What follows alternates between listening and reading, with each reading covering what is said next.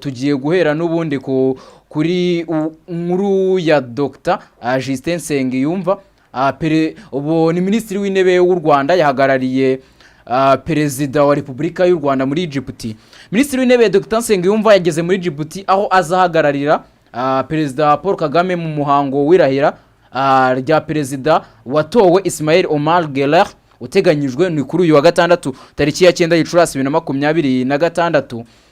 Akigera muri Djibouti aho barabibona kuri screen zabo ubwo aho ni ku kibuga cy'indege. Minisitiri w'intebe yakiriwe na mugenzi we Abdelkader Kamil Mohammed. Ibyavuye mu matora yabaye ku wa 10 Mata 2026 byagaragaje ko Ismail Omar Guelleh yongeye gutsinda amatora y'umukuru w'igihugu amajwi 97.81, ahigitse Mohamed Fall Samatali bari bahanganye wagize amajwi 2.19%. Ismail Omar Guelleh afite imyaka 78, yatsindiye manda ya gatandatu aho yatangiye kuyobora iki gihugu mu mwaka w'1999. U Rwanda na Djibouti bifitanye umubano uhamye impande zombi binyujije muri komisiyo ihuriweho yo ku rwego rwa ministeri zihurira mu nama zihoraho zigamije kureba amahirwe yo kwaguriramo ubufatanye. Binyuze muri iyi komisiyo mu gushyingo 2025 ibihugu byombi byagiranye amasezerano 9 y'ubufatanye mu nzego zirimo siporo, ubuzima, iterambere ry'umuryango no guhugurana mu bijyanye na diplomasi. Isanzwe ifitanye andi masezerano y'ubufatanye mu guteza imbere ubucuruzi, ubwikorezi bwo mu kirere, ikoranabuhanga, umutekano, ishoramari no gukurikiraho diplomate ikiguzi cya visa. Naho ni bimwe mu bihugu byakuriweho visa n'u Rwanda hashingiwe ku mubano mwiza uri hagati y'ibihugu. Djibouti yahaye u Rwanda hegitari 60 z'ubutaka burimo uburi hafi y'icyambu n'ubundi buri mu cyanya cyahariwe ubucuruzi, nabwo riha ikibanza cya hegitari 10 mu nyanja mu cyanya cy'inganda imasoro. Wevuze ko u Rwanda rufite hegitari nyinshi muri Djibouti, ariko nabo mu cyanya cy'inganda hani masoro naho twabahayemo ubutaka. Minisitiri Nduhungirehe ubwo na Abdelkader ni Dr Nsengiyumva na Abdelkader banarebye hamwe amahirwe yo kwagura ubufatanye hagamijwe inyungu z'ibihugu byombi. Icyo gihe Minisitiri Nduhungirehe nawe wigeze guhura na perezida wa Djibouti amugezaho ubutumwa bwihariye yahawe na perezida Paul Kagame. Govino, ibingibi tubonye u Rwanda muri Tanzania, u Rwanda muri Botswana, u Rwanda nanone muri Djibouti, kandi ubundi rwari rwabanje kuba ruri muri Congo Brazzaville. Bishatse kuvuga iki? Kumubwo ndavuga noneho by'umwihariko n'icyo u Rwanda rwungukira muri izi ngendo nk'izi za diplomasi. Icyo umuntu yabanza gutekereza ni umubano ugomba kuza hagati y'ibihugu byombi, cyane ko tumaze kubona ko u Rwanda rufite mu migambi yabo cyangwa se muri gahunda zabo, mu ntego zabo, kubaka umubano n'ibihugu bisa naho abantu badatekerezaho cyane. Twabonye mu minsi ishize perezida Paul Kagame yari aherereye mu gihugu cya Botswana. Yego, aka kanya yamaze gutegura urundi rugendo bihurirana n'irahira rya perezida mushyashya. Aravuga ati kuba nge ntahari ntago biri bukuze gukuraho uwo mubano mwiza w'ibihugu byombi. Tugomba kuba duhari, tugomba kuba duhagarariwe.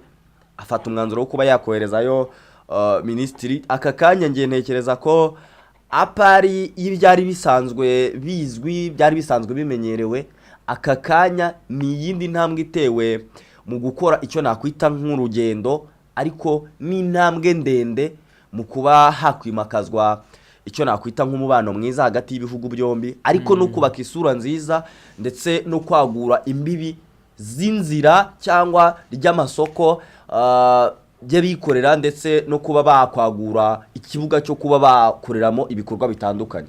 Yego, bwo nuko nkuko bimeze. Ubwo turamenya ibindi ku ruzinduko rwa Dr Justin Nsengiyumva, minisitiri w'intebe w'u Rwanda. Hari abantu benshi baba batazi ko ari we minisitiri w'intebe, ariko n'ubundi tukiri ku makuru n'ubundi ajyanye n'u Rwanda, ku makuru ajyanye n'u Rwanda n'undi tukiyariho. Reka tubishyire kuri iyi nkuru ifite ure n'u Rwanda, nako nayo iri muri diplomasi, nubwo ari u Rwanda na Repubulika Iharanira Demokarasi ya Kongo. Nyuma y'uko Leta Zunze Ubumwe za Amerika zifatiye ibihano igisirikare cy'u Rwanda RDF zigishinja kugira uruhare mu ntambara yo mu burasirazuba bwa Kongo. Kuri ubu abayobozi ba Repubulika Iharanira Demokarasi ya Kongo bakomeje no gusaba umuryango w'ubumwe bw'Uburayi gutera ikirenge mu cy'Amerika nawo ugafatira ibihano RDF. Ni muri urwo rwego kuri uyu wa gatatu ushize Minisitiri w'itumanaho n'itangazamakuru wa Repubulika Iharanira Demokarasi ya Kongo Patrick Muyaya yari Brussels, aho yabonanye n'abayobozi batandukanye mu muryango wa EAU aherekejwe na bamwe mu bashabitsi bazwiho kugirira uruhare urwango kugirira u Rwanda urwango. Urabyumva neza icyo kintu. Ibiganiro byabereye Brussels ahari icyicaro cy'inteko ishinga amategeko y'Uburayi hagati ya Minisitiri Muyaya na Hilde Votmans, perezida w'inteko ishinga amategeko ihuriweho n'umuryango w'ubumwe bw'ibihugu by'Uburayi na Afurika, baganira ku bijyanye naho inzira yo kugera ku mahoro igeze ku burenganzira bwa muntu mu burasirazuba bwa Repubulika Iharanira Demokarasi ya Kongo. Abinyujije ku rukuta rwe rwa X, uwo ni Patrick Muyaya n'ubutumwa abari kureba kuri screen yagize ati umuryango umwe bw'Uburayi ugomba gutera ikirenge mu cya Leta Zunze Ubumwe za Amerika nawo ugafatira ibihano igisirikare cy'u Rwanda n'abafatanya nacyo mu byaha bikomeje gukorerwa abaturage bacu. Yakomeje kandi asaba EAU kugira uruhare runini mu gushyigikira ingufu z'ubutabera ndetse n'ikurikiranwa ry'amabuye y'agaciro agurwa mu buryo butemewe n'amasosiyete mu Burayi. Govi bamwe bati maritwaza n'ubundi amabuye y'agaciro. Muyaya arasaba EAU gufatira RDF ibihano nyuma yuko kuri kwa kabiri Werurwe muri uyu mwaka Leta Zunze Ubumwe za Amerika zafatiye ibihano RDF n'abayobozi bayo barimo umugaba mukuru w'ingabo z'u Rwanda General Mubaraka Muganga, umugaba mukuru w'ingabo zirwanira ku butaka Major General Vincent Nyakarundi, umuyobozi wa Division ya 5 y'ingabo z'u Rwanda Major General Ruki Karusisi, ndetse n'umuyobozi w'ingabo zo mu mutwe udasanzwe Special Force Brigade General Gashugi Stanislas. Amerika ishinja RDF n'abayobozi bayo gutera inkunga, guhura ndetse no kurwana ifatanyije n'umutwe witwaje intwaro wa M23. Guverinoma y'u Rwanda mu itangazo risubiza kuri biriya bihano bafatiwe yasohoye yavuze ko kuba ibihano byarafashwe byibasi ruhande rumwe muziri mu nzira y'amahoro mu buryo budakwiye, bigoreka ukuri ndetse bikanagaragaza mu buryo butari bwo imiterere nyayo y'amakimbirane ari mu burasirazuba bwa Repubulika Iharanira Demokarasi ya Kongo. Bamwe bati Kongo miritwaza amabuye y'agaciro mu gushaka kwirengagiza uruhare rwayo mu gukemura ibibazo byo mu burasirazuba bwa Repubulika Iharanira Demokarasi ya Kongo. Mbere na mbere uko ubitekereza nk'uko ubikomojeho, iyo statement niyo mu buryo bwuzuye. Icya mbere aka kanya nuko Repubulika Iharanira Demokarasi ya Kongo binyuze mu bayobozi batandukanye bayo bigaragara ko muri gahunda bafite atari yo kwishora mu ntambara bo ubwabo.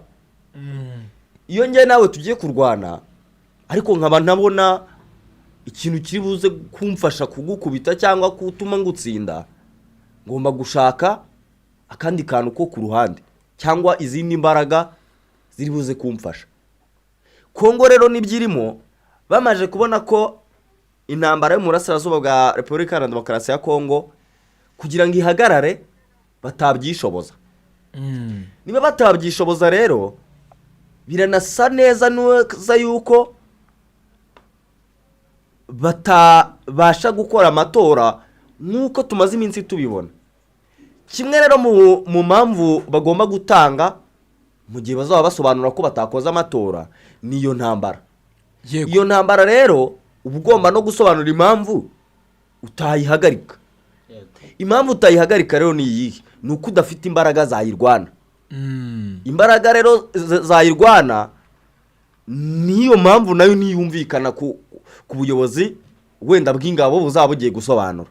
Bugomba kwitwaza impamvu ifatika yuko bazaba bari kurwana n'umuntu barusha imbaraga, ari we RDF bahora bagarura mu bibazo byayo. Impamvu bahora bagaruramo RDF rero nuko bazi ko ifite imbaraga. Aho ngaho impamvu ibyo bintu biri buze guhura nuko nko mu kiganiro twaraye tuhaye abantu ku mugoroba cya M23 ku mugoroba ubwo ubuyobozi bwa M23 bwakoraga press conference, niba mubyibuka Colonel Nanga mu ijambo twanashyize kuri channel yacu, ngo ari no mpamvu twibutsa abantu gukanda subscribe, abantu bakande subscribe rwose kugira ngo bajye babona ibiganiro byacu. Colonel Nanga yavuze ngo aka kanya leta ya Kongo izananirwa gukemura bimwe mu bibazo byugarije abaturage bitwaza igisirikare cy'u Rwanda, bitwaza ngo ko ari Kagame ubabera imbogamizi.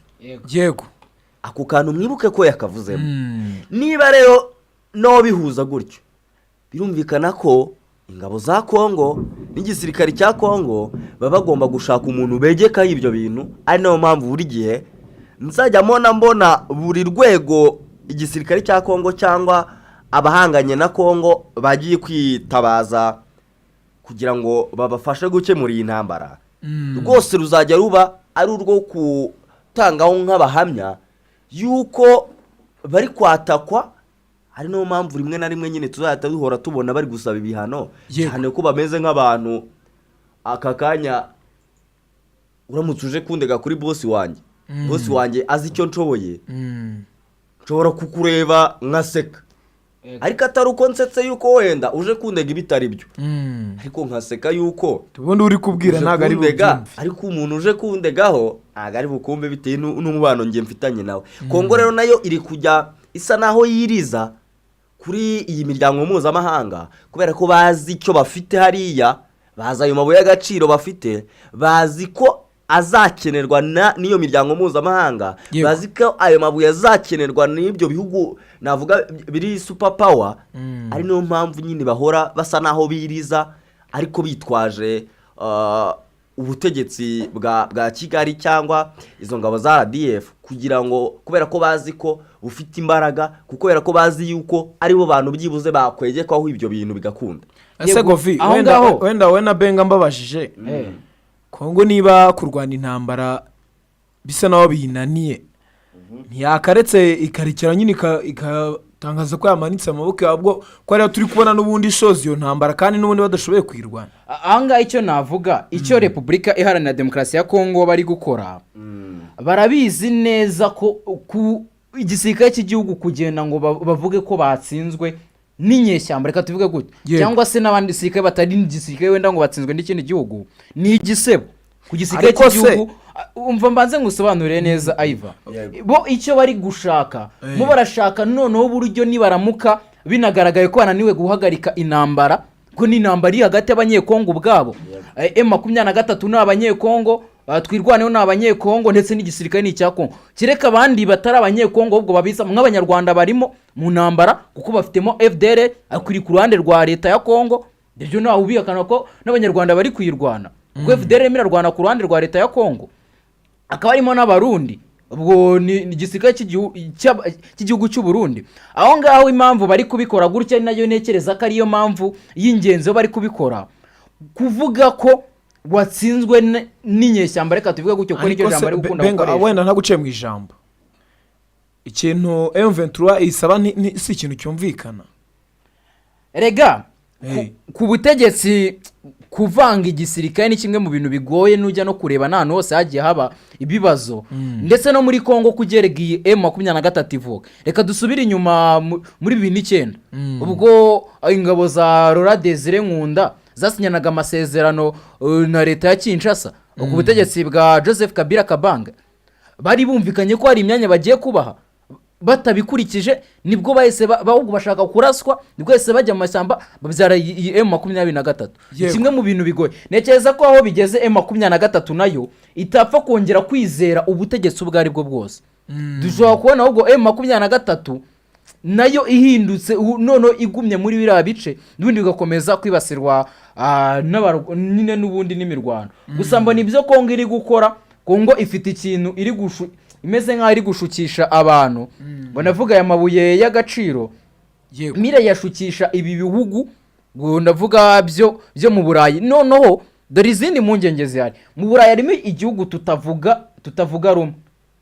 Ibyo byo mujye munabizirikana, harimo igihugu tutavuga rumwe, ni igihugu cy'Ububirigi. Yego, hari ikikango cy'uko noneho Ububirigi bushobora guhita bubishyira bubishyiramo izi mbaraga z'umurengera kugira bafatire u Rwanda ibindi bihano byongera ku byo bafatiye ubwo, kuko nk'ubu nka Afande CDS ni urugero ntiyajya muri Leta Zunze Ubumwe za Amerika ndetse nta n'imitungo yemerewe kujya muri Leta Zunze Ubumwe za Amerika, ubwo n'ibindi bihugu birwana Leta Zunze Ubumwe za Amerika cyane.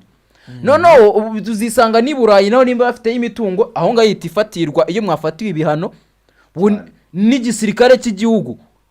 Noneho n'umuryango uyu muryango w'ubumwe bw'Uburayi hari ibyo twakoranaga tutazongera gukorana, ko nk'ubutumwa bwo muri Mozambique bugiye guhagarara kubera uyu muryango w'ubumwe bw'Uburayi ubundi bwari busanzwe bugiramo uruhare.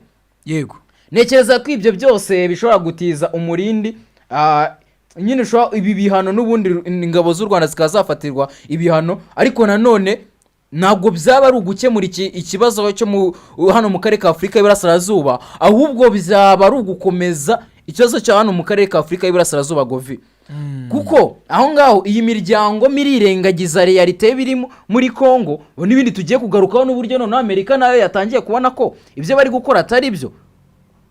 FRD ku munsi w'ejo barongeye bararasa, ubwo nabyo turaje turabigarukiraho abantu, ubwo tunabagira gusa bakande subscribe kugira n'ubundi batajya, kuko ayo makuru ndi tuba twaraganiriye yose bari kuri The Quick Times News. Yego, ibyo byose nekeza ko ibyo Kongo iri gukora nanone hari uburyo ishobora nyine ari amatakirangoyi.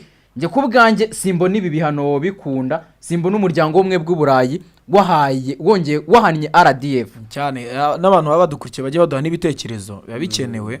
Yego, aka kanya uburyo ngemba mbibona, babona iyi miryango mpuzamahanga apari y'ibyo bintu nyine y'izo nyungu bakeneye ku ruhande kandi bakeneye kuri leta ya Repubulika na Demokarasi ya Kongo. Yego, bisa naho n'ubundi nabo nta mahitamo yandi bafite.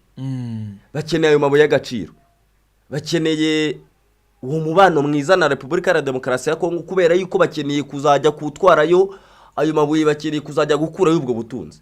Yego, baramutse rero bitandukanyije n'iyi leta ya Kongo, ubundi nta kintu bizatanga, bizarangira nta kintu na kimwe bibamariye. Ya mabuye y'agaciro bakuragayo bayabure, ariko hapari uko banayabura base naho banashwana n'ibyo bihugu navuga bifite imbaraga ku Rwanda mpuzamahanga, kubera ko byo byumvikana na Kongo aka kanya. Yego, ariko nabyo bundi AFC 23 yavuze ko n'ubundi bihugu bikomeye byo mu birirebera ku byo icyo byakura muri Kongo kurusha kureba icyo byafasha abanyekongo. Ubwo byo byose twari tubikomoye ku bihano Kongo iri gusabira ingabo n'ubundi z'u Rwanda. Ubwo abantu bakomeze kuduha ibitekerezo, muko tugiye kuganira no mu kanya ku makuru yo muri Kongo ku buryo bweruye ibiri kuvugwamo. Hari wamaze kuduha igitekerezo yitwa Emile Nsengiyumva, tunamusuhuza. I follow you on the analysis you do for us. I'm grateful for Indera Gasaba ari kutubwira ko rwose adukurikiye ku busesenguzi turi kumuha. Akaba ari hariya Indera Gasabo. Barandi muduhe ibitekerezo, se mubona bikwiye kw'ingabo z'u Rwanda igitutu cya Kongo ku muryango w'ubumwe bw'Uburayi nyine byatuma ingabo z'u Rwanda zihabwa ibihano? Mugende munaduha n'ibitekerezo byanyu, nabyo ubwo turagenda tubicishamo amaso. Ariko tukiri ku makuru n'ubundi avuga mu Rwanda kugira tubone ujye tujya muri Repubulika Iharanira Demokarasi ya Kongo, ambasaderi wahoze ari ambasaderi w'u Rwanda muri